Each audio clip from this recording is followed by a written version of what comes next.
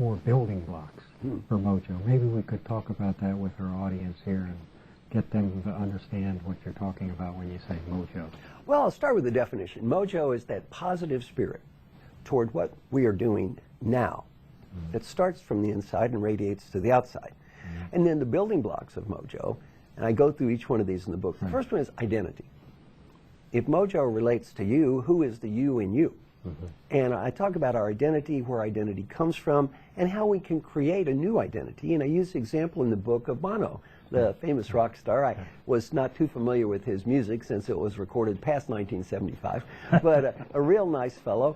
And I got to talk to him about his life, his identity, and he's now a humanitarian. So he talked about how he created an entire new identity for himself, and we can all do that. We often limit ourselves unnecessarily with identities that we don't have to, such as I'm a bad listener, or, you know, I even met you, you said I can't sing, stuff like that. We carry that around in life, and you know, there's no genetic reason we have these problems. They're just limiting identities we dump on ourselves. Another part of MOJO is our achievement, and I talk about our achievement from 2 dimensions. One is more of the standard dimension. I'm sure you've talked about that for years here at the center. That's what am I bringing to this activity? Motivation, ability, understanding, confidence, authenticity, the factors that are critical for me to bring a lot to this. The second thing I talk about in the book, though, that's different is what is this giving to me? Is it making me happy? Is it meaningful for me? Do I find it fulfilling? Am I grateful for the opportunity to do it? Are the rewards important to me? In that first dimension, the outside world can see that. The second dimension, that's strictly internal. The third factor we talk about is reputation. Reputation is how the rest of the world sees us.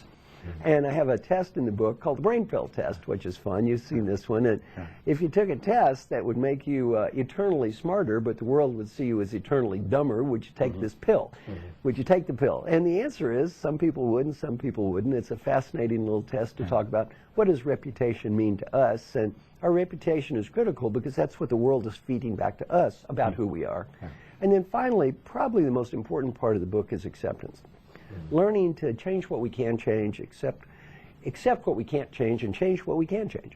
And then make a positive difference. I had the privilege of spending 50 days with Peter Drucker before he died. And one thing he taught me is every decision is made by the person who has the power to make the decision. Make peace with that. Not the best person or the smartest person or the right person. It's made by that person.